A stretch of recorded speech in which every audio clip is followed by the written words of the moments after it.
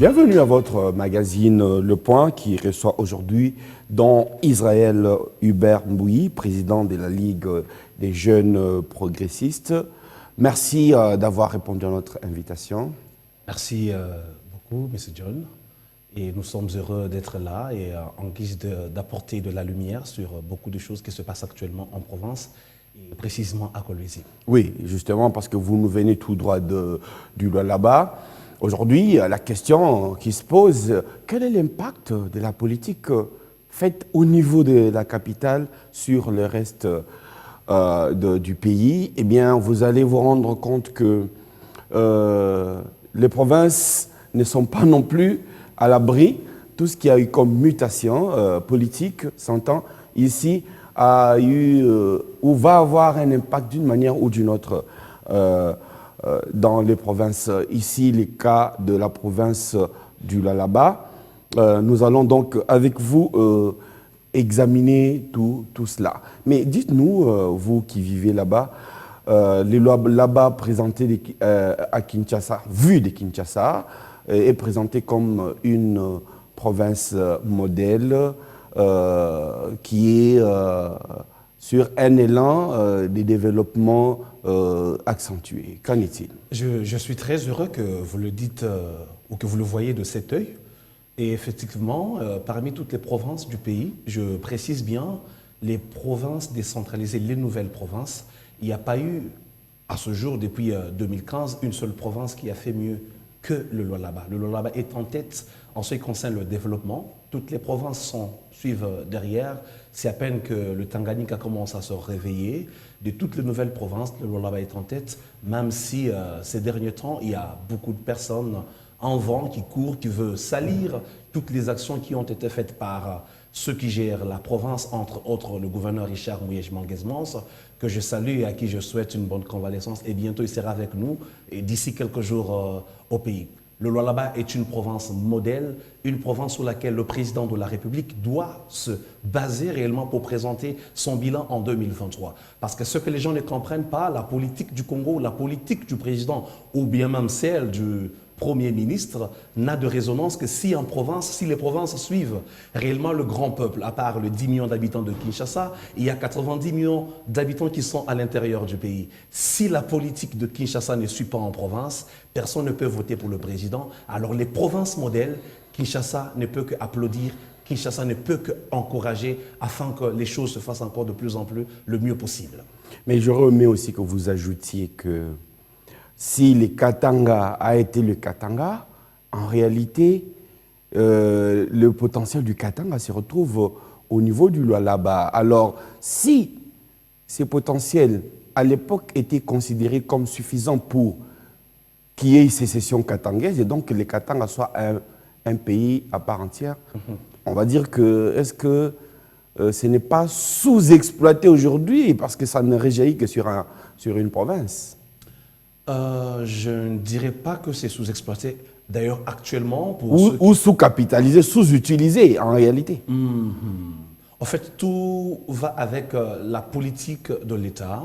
Oui. Et contrairement au bruit qui court actuellement ou récemment, que voilà, que le Lualaba ne produit pas suffisamment ou ne contribue pas assez suffisamment à l'économie nationale, les gens oublient facilement, et il n'y a pas une année, le budget était évalué à peu près à 11 milliards de dollars, mais en plein exercice, avec l'avènement de Covid-19, nous sommes arrivés à 5 ou 4 milliards et quelque chose.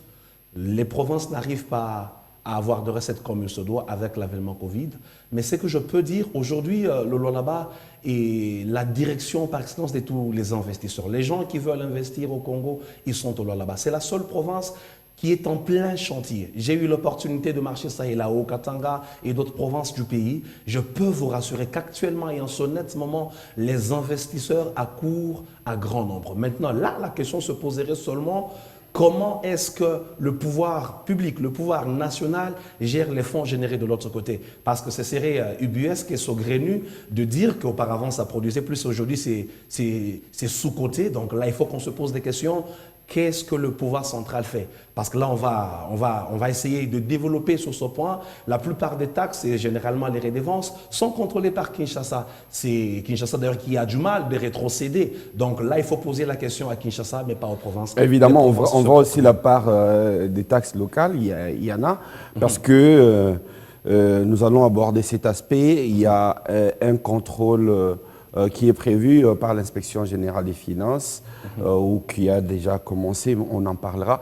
Mais tout ceci se fait quand même dans un contexte politique assez spécial, dans la mesure où le gouverneur était au cœur, il était un acteur majeur d'une majorité politique et parlementaire aujourd'hui fondu complètement. Et donc, il se retrouve d'abord en situation délicate politiquement et peut-être aussi dans la sellette, vu qu'il était, j'allais dire, l'un des fidèles lieutenants du président sortant. On a vu quand il a quitté Kinshasa, il est allé se réfugier dans le Lualaba.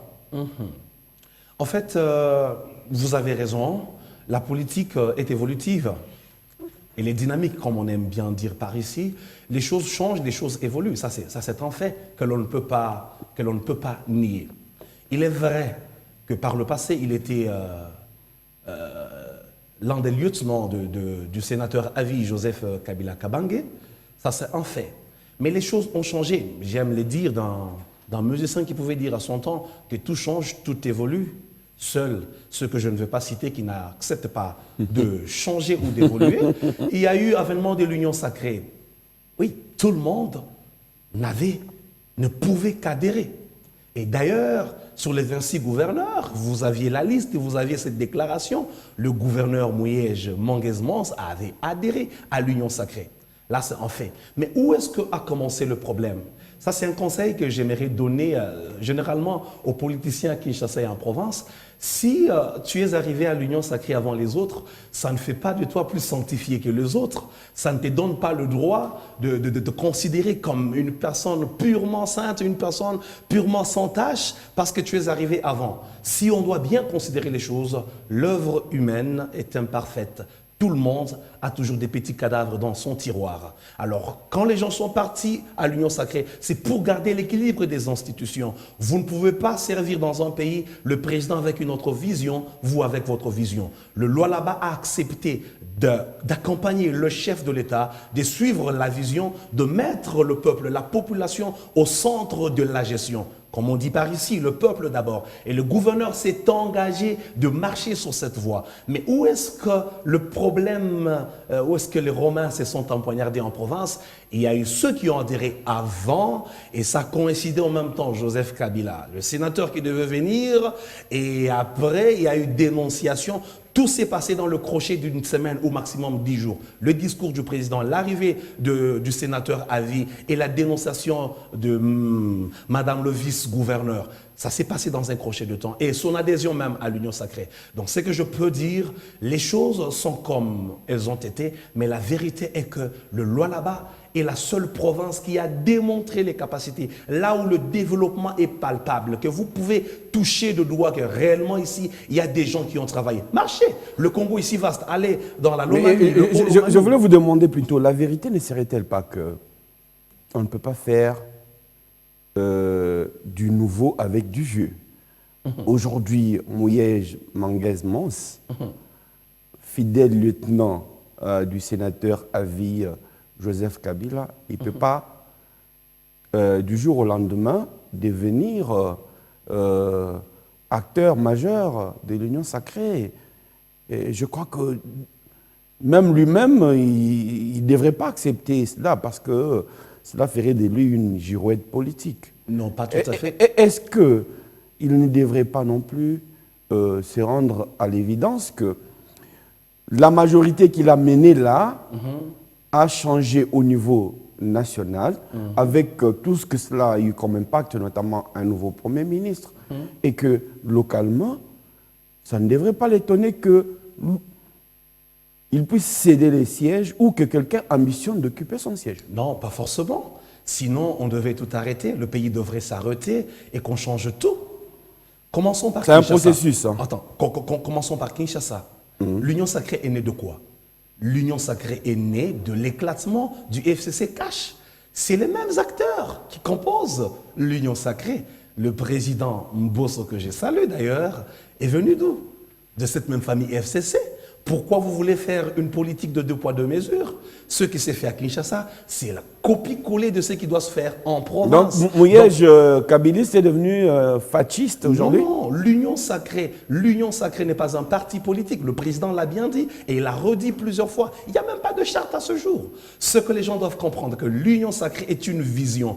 Ce que les gouverneurs ont fait, c'est adhérer à la nouvelle vision de gestion. À l'époque, nous avions les 5 chantiers. C'était une vision ou un plan d'action. On avait modernité. C'était un plan d'action. Mais actuellement, nous avons l'Union sacrée. Le peuple au centre de tout. Tous ceux qui doivent accompagner le président, tous ceux qui doivent travailler avec lui, de l'opposition ou de la majorité, ceux qui ont accepté de le suivre dans l'Union sacrée doivent suivre cette même voie. Si vous dites que non, parce qu'il était sur là, il n'était qu'un gouverneur. Mais vous on savez, a vu des grands ténors à Kinshasa quitter le FCC et partir à l'Union sacrée. Est-ce que vous tiendrez rigueur au président Tshisekedi ou à ses proches de faire exactement ce que le président Kabila avait fait en son temps, c'est-à-dire systématiquement tous les gouverneurs de province sont devenus du FCC? Ben oui, vous voyez, hein, tous les gouverneurs, au départ, ce n'était pas le cas, et puis ils sont devenus tous du FCC.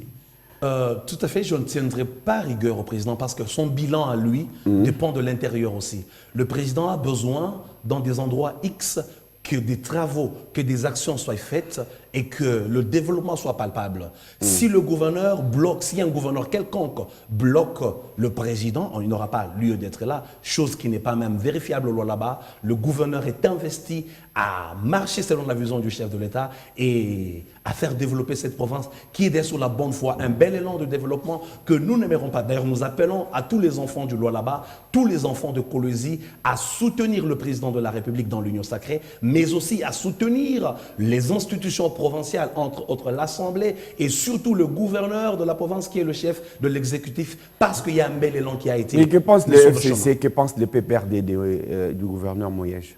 Que pense le FCC, que pense le PPRD? Je ne suis pas leur porte-parole pour tabler sur cette question, mais c'est que moi je sais que les gouverneurs, 24 sur 26 ou 25 sur 26, ont accepté d'adhérer à la vision du chef de l'État qu'en déplaise de leur parti. Moi, c'est ce que j'ai entendu, c'est ce que j'ai vu et c'est ce que je viens défendre.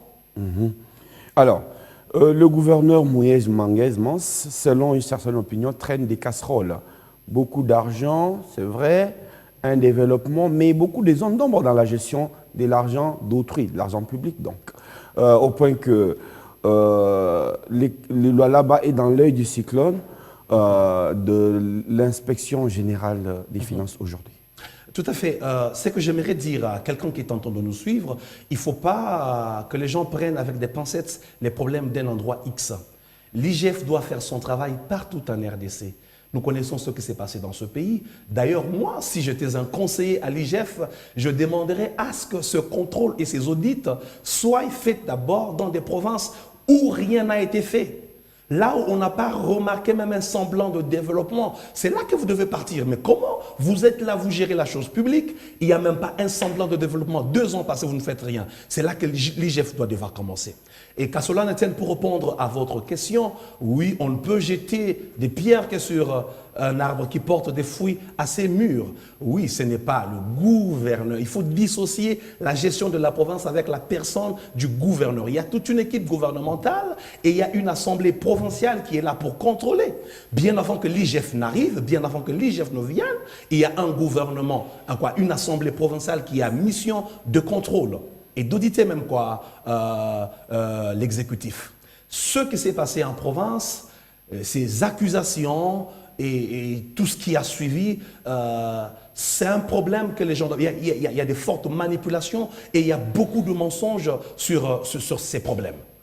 À titre d'exemple, vous conviendrez avec moi que récemment, un député pour qui j'avais beaucoup de respect, aujourd'hui, en tout cas, je n'ai pas du respect pour lui, qui passe sur la chaîne nationale à la RTNC et qui déclare que l'argent qui a été rendu disponible pour la construction de l'aéroport de Kolwezi n'a jamais servi à la consommer. Il n'a jamais été à Kolwezi.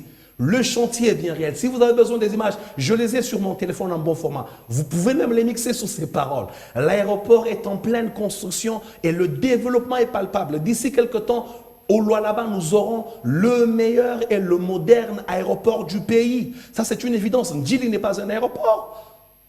Ndjili, c'est quelque chose qui ressemble à quelque chose. Mais au Lualaba, nous sommes la seule province en ce moment en train de construire un aéroport moderne. Mais ceci n'empêche pas non plus les détournements. Cela n'empêche pas les Ces détournements. genres de constructions, généralement, sont utilisés pour faire diversion. Parlant aéroport, et nous avons les cas aujourd'hui d'un DG de la RVA qui se retrouve aujourd'hui en détention à Makala. Eh bien, il faisait aussi des travaux sur Ndjili avec une taxe, mais quand on a regardé dedans, on s'est rendu compte qu'il y avait à boire et à manger. Et donc, ça peut faire diversion, mais en réalité, lorsque l'IGF va faire son boulot, ça peut être autre chose. Justement, c'est ça. Qu'on laisse le temps et le choix à l'IGF de faire son boulot et ne pas engager des personnes pour communiquer sur cette mégestion. Là, il y a anguille sous roche. Donc là, il y a problème. Je pense, Kinshasa a été audité par l'IGF. Pourquoi il n'y a pas suffisamment du bruit? Vous en avez parlé quelques jours et puis c'est passé. Bandaka a été audité vers l'Équateur.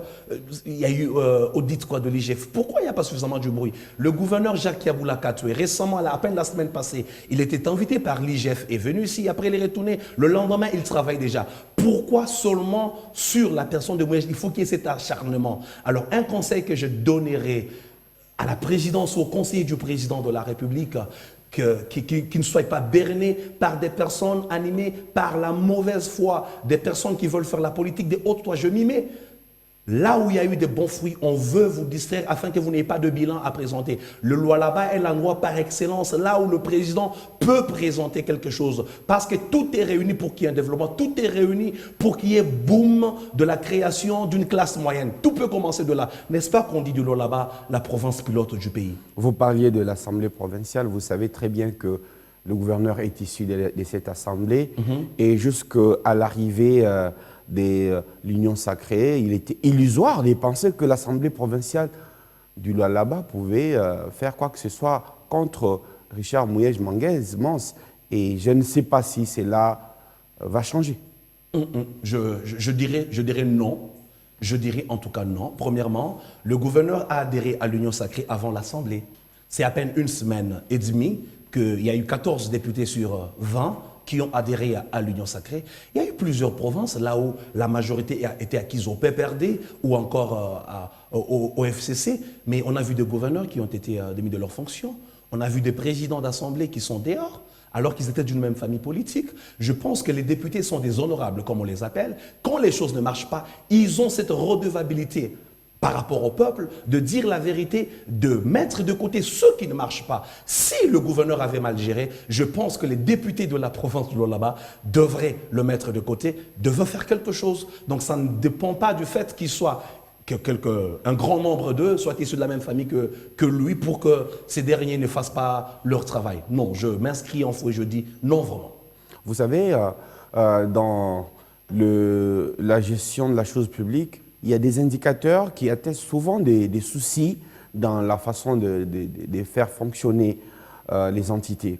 Il y a généralement les rapports assez délétères entre les titulaires et son adjoint. Ici à Kinshasa, on a entendu il y a peu Nerambungu, vice-gouverneur de la ville, monter sur ses grands chevaux. Parce que malheureusement, les adjoints, dans le contexte légal qui est le nôtre, ne peuvent poser des actes que lorsqu'ils ont l'intérim des titulaires. Et les titulaires, généralement, ne laissent pas les intérims. Et donc, du coup, si l'adjoint n'est pas bien alimenté, entre guillemets, il se plaint. Nerambungu a fini par se plaindre à très haute voix. Et Fifi Masuka aussi dans le Lualaba. Tout à fait. D'ailleurs, vous venez de quoi? De dire ce que je devais dire. Si je dois prendre les mots de M. Néron Bongou, que je salue d'ailleurs, et il a bien dit que le contexte légal, le contexte de la loi congolaise le veut ainsi. Si la loi ne dit pas que le vice-gouverneur doit être en charge de beaucoup de choses, mais comment vous voulez que le gouverneur lui en donne ce pouvoir? Alors, ce qu'il faut faire, il faut demander aux légalistes, aux gens qui doivent voter des lois, d'intégrer cette façon de voir les choses pour qu'on donne aux adjoints certains pouvoirs. Mais à ce jour-ci, les adjoints n'ont pas à se plaindre. Les adjoints n'ont pas à faire de la politique des hautes toits. Je m'y mets parce que la loi, parce que le gouverneur prend tout pour lui. C'est la loi, elle est dure, mais c'est la réalité. La loi congolaise, elle est ainsi, donc on n'y peut rien. Ils sont élus sur un ticket quand même. Hein? Sur un ticket, j'en dis ce qu'on ne vient pas. Quand c'est l'autre qui a de plein droit le pouvoir d'agir et que la loi ne t'en donne pas, donc là, il faut parler au Parlement, il faut faire voter des lois. Mais lorsque votre adjoint, qui est quand même, pour les cas du Lualaba, une personne, une observatrice des premiers niveaux, donc qui doit savoir ce que fait le gouverneur, et lorsque elle fait des dénonciations, et donc il faut prendre ça au sérieux. Il faut prendre ça au sérieux, mais je dirais aussi à quelqu'un qu'il faut prendre ça au sérieux, mais pour moi, regardez le contexte dans lequel ça s'est passé. Dans 10 jours maximum, l'arrivée de Joseph Kabila, le discours du président qui dissout la coalition FCC-Cash, l'avènement de l'Union sacrée, sa propre adhésion dans l'Union sacrée et la dénonciation. 5 faits majeurs au bout de 10 jours. Je ne dirais pas qu'il y a ça ou ça, mais je pense qu'il y a plus d'opportunisme que de réalisme. Les gens ont voulu se repositionner. Opportunisme de la part de Mouyej qui a adhéré à l'Union sacrée, ou bien opportunisme de la part de la vice-gouverneure qui considère que Mouyej est d'un régime passé et qu'elle doit tenter sa chance? Il y a des voies pour tenter sa chance. Il faut attendre 2023, qui est élection. Cette fois-là, être sur un bon ticket, avec un bon colissier, et sur une bonne liste qui ne posera pas de problèmes, du genre que le professeur Yav doit venir encore à Kinshasa pour plaider et convaincre et gagner le procès contre le sénateur Flungo. Attendre 2023 serait plus de la sagesse que d'essayer de déstabiliser les choses, parce qu'en ce net moment, nous avons quitté 76% de cotation et la province serait à 78%, et actuellement la province se retrouve à 36%, à la 9e place. Comment vous pouvez expliquer au bout de 3 mois? Quelqu'un vous dirait que c'est... Les 3 mois de gestion de la vice-gouverneure. Tout à fait. Quelqu'un vous dirait que c'est parce qu'il n'y a pas suffisamment de finances. Mais pourquoi déstabiliser les choses? Comment l'autre faisait pour que... Nous soyons 78%. Mais pourquoi l'autre a disparu comme ça? Bon, on parle de maladie, mais ça a plutôt l'air... Pas parce qu'on parle de maladie, parce que c'est un fait. Il a eu ce problème, il a demandé, Kinshasa a permis. Ce n'est pas une histoire qu'on rencontre. Ce n'est pas une histoire à dormir debout. Il est en Afrique du Sud, et d'ailleurs bientôt il va arriver. Et moi et vous... Mais connaissant les politiques congolais, ils sont capables de tout. Il ne faut pas leur donner les bons dieux sans confession. Est-ce que Mouyej Manguez Mons n'a pas piégé Fifi Masuka en lui envoyant une patate chaude? Non. Quand Mouyej Manguez vient à Kinshasa pour finir en Afrique du Sud, la province est cotée au numéro 1, au premier rang. Comment cela peut être une patate chaude? Je ne pense pas. C'est là que le problème, que je serais beaucoup plus pacifique aujourd'hui en demandant aux enfants du Lualaba, ceux qui doivent me suivre, ceux qui sont en train de me suivre en ce net moment, il est très primordial et très important que nous privilégions la paix.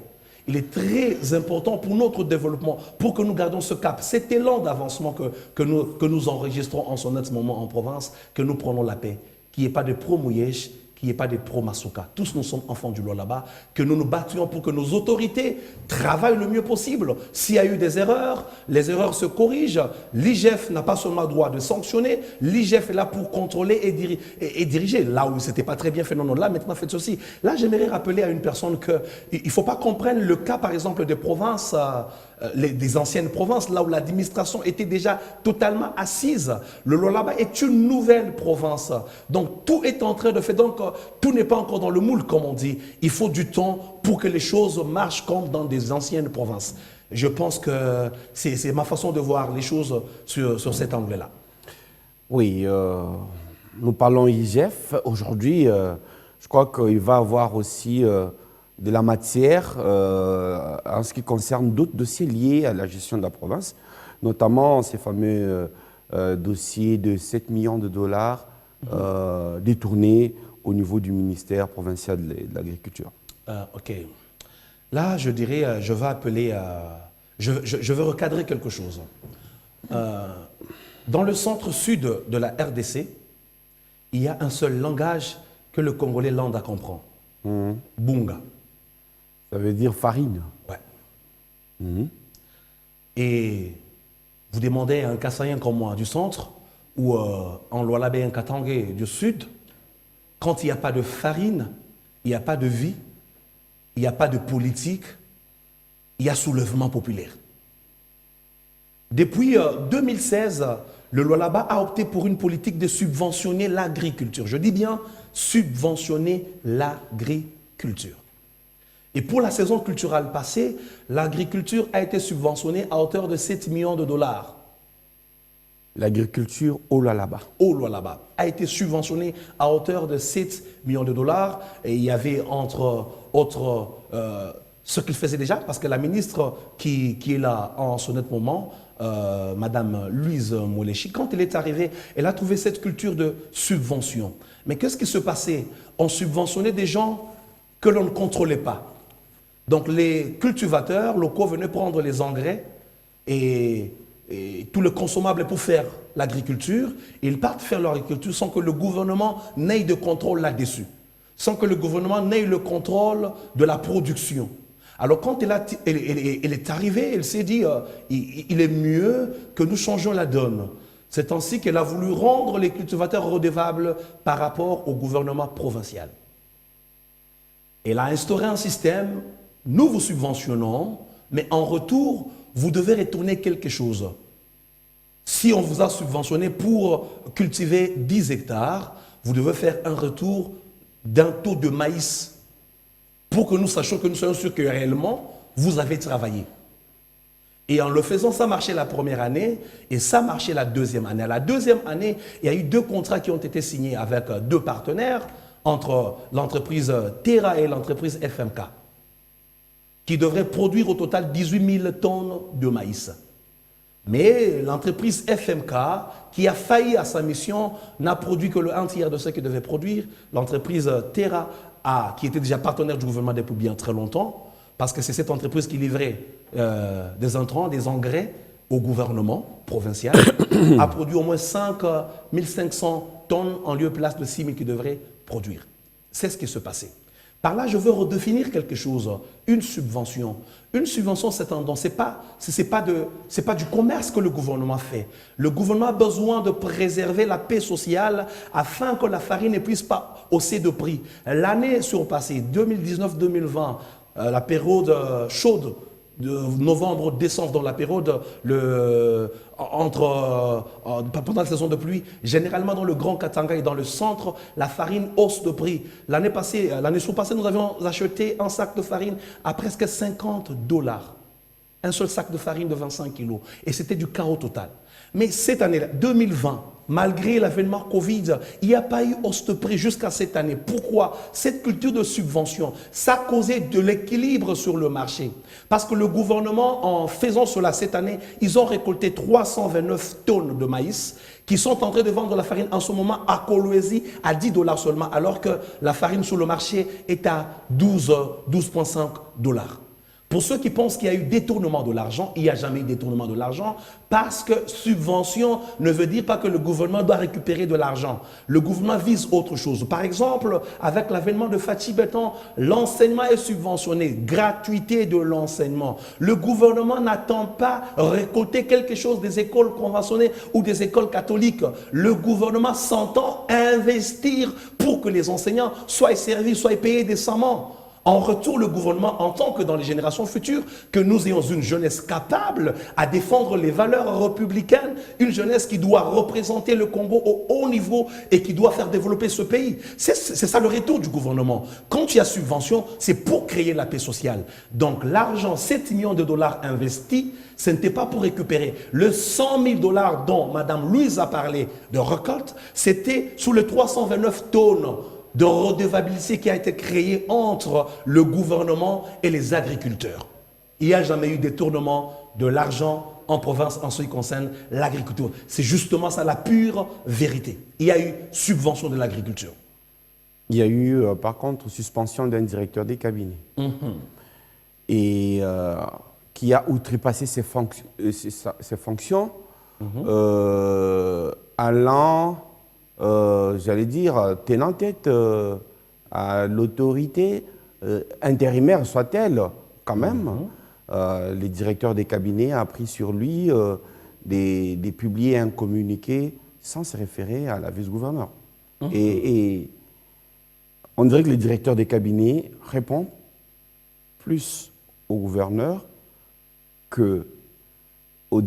plutôt qu'à la vice-gouverneure, quand bien même elles sont en situation d'intérim. Mais là, ça pose problème dans l'administration. Justement, ça pose problème dans l'administration. Mais il faut qu'on recadre les choses. Le directeur de cabinet du gouvernorat qui a été suspendu, la question qu'il faut se poser... Il est toujours suspendu. Oui. Quel est le motif évoqué par le gouvernement provincial pour sa suspension? On parle de l'absentéisme et on parle du fameux communiqué. Mais c'était un communiqué nécrologique, s'il vous plaît. Le député provincial, paix à son âme, M. Kouvas, qui est décédé, et monsieur le directeur de cabinet communique sur ça, présente ses condoléances au nom du gouverneur sur la question. La question qu'il faut se poser là-dessus, est-ce que Madame Fifi Masuka, vice-gouverneur de ma province, avait présenté les choses de cette façon-là? Non. Est-ce qu'il avait tort de présenter son communiqué d'écologique au nom du gouverneur?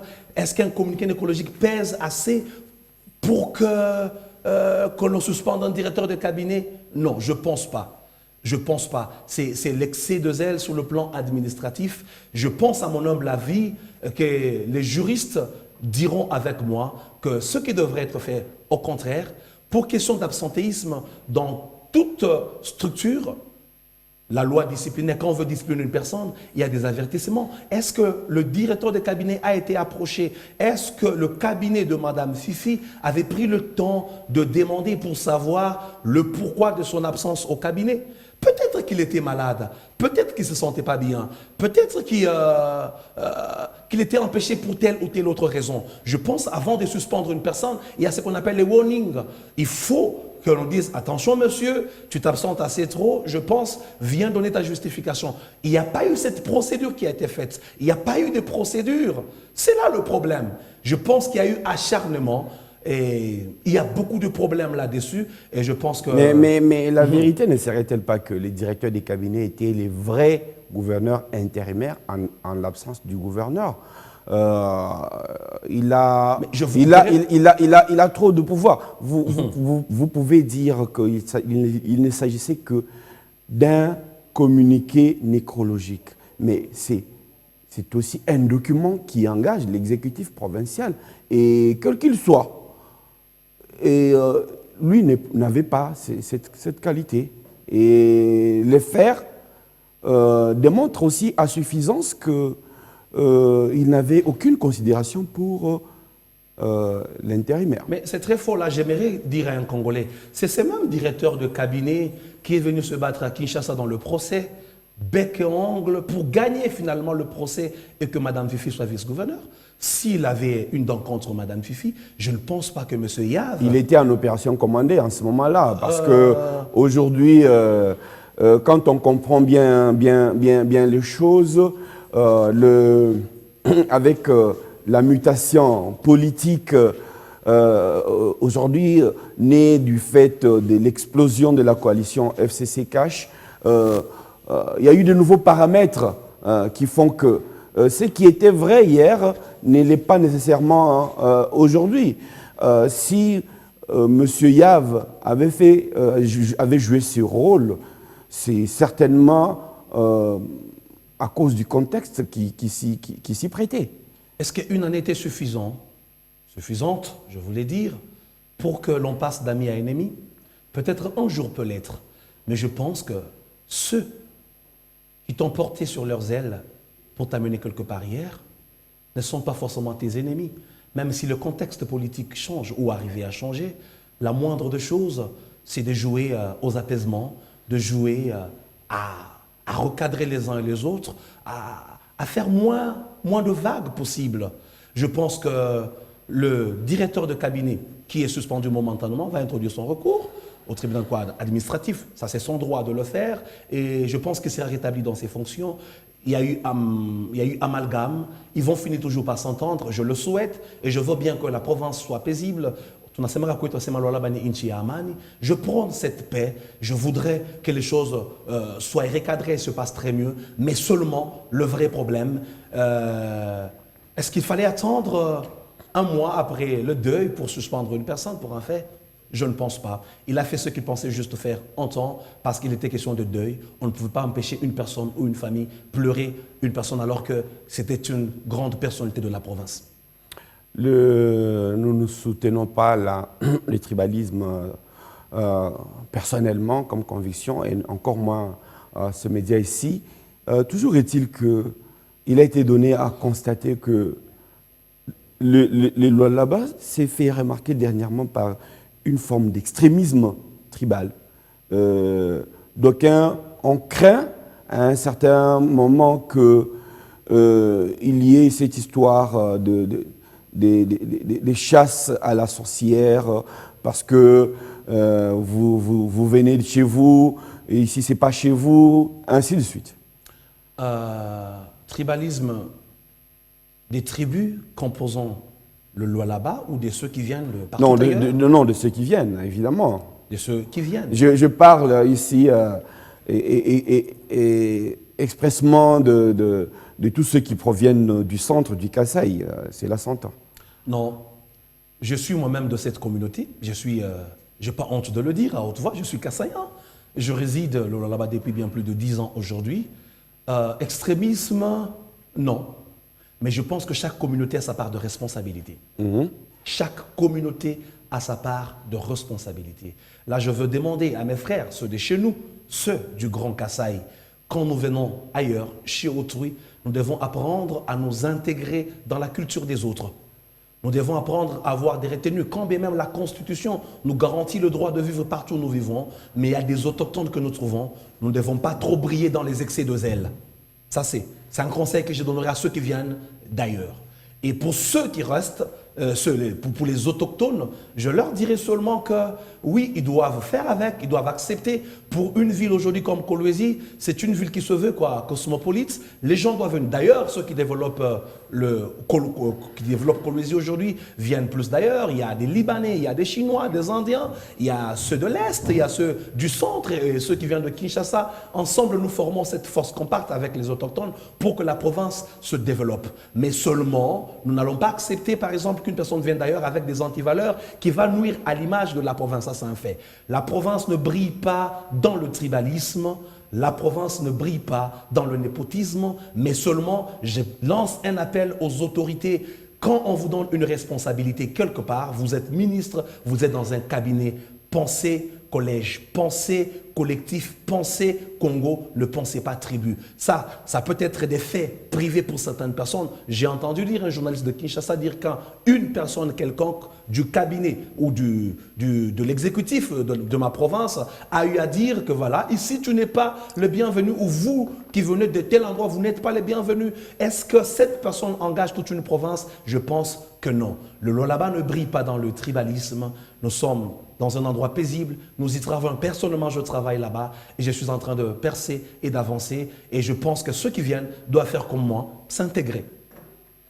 Bien, alors pour terminer, Richard Mouyez Manguez arrive.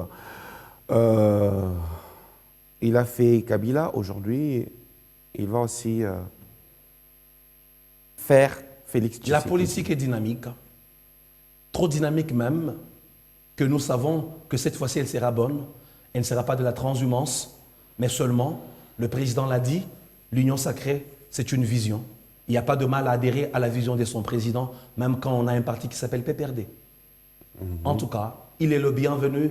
D'ailleurs, personnellement, je l'attends. S'il va revenir et que je suis encore à Kinshasa, je serai personnellement à l'aéroport pour l'accueillir et je vais l'accompagner jusqu'à son hôtel. Et il va faire ses réunions, ses confrontations avec l'IGF. Et après, quand nous allons rentrer en toute beauté et bonté dans notre province, au Lualaba, là où il va continuer à faire ce qu'il a toujours fait, développer cette terre et surtout travailler dans la vision du chef de l'État. Là, pour terminer, parce que nous sommes en train de chuter déjà, je vais demander au président de la République, son Excellence Félix Antoine Tshisekedi Tshilombo, que des conseillers véreux ne vous induisent pas en erreur.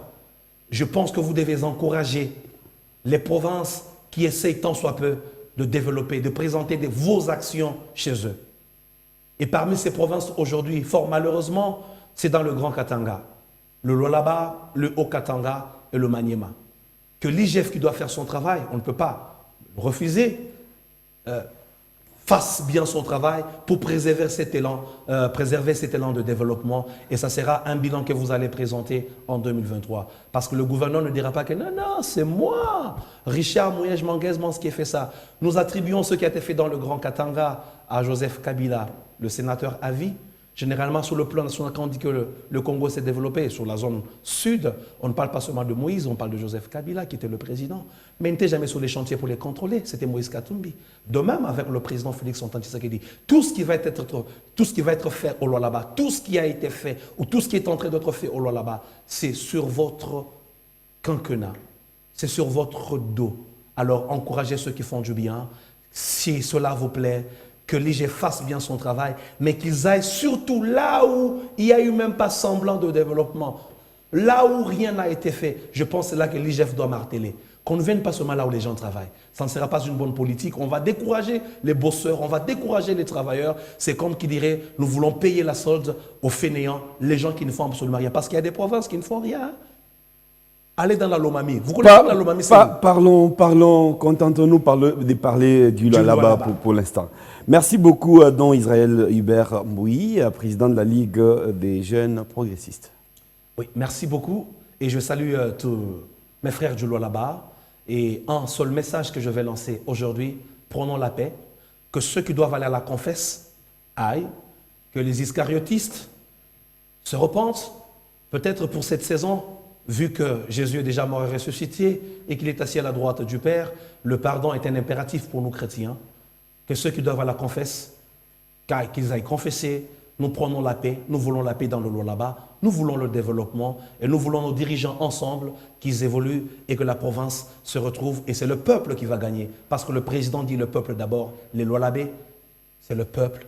Et nous, le peuple de la bande, disons, nous avons besoin de Richard Mouyej Manguez-Mans. Il arrive bientôt et nous allons continuer le travail que nous avions commencé ensemble. Merci. Merci à vous, madame, monsieur, de l'attention que vous nous avez accordée. À très bientôt. Au revoir. Ça, c'est un bon point.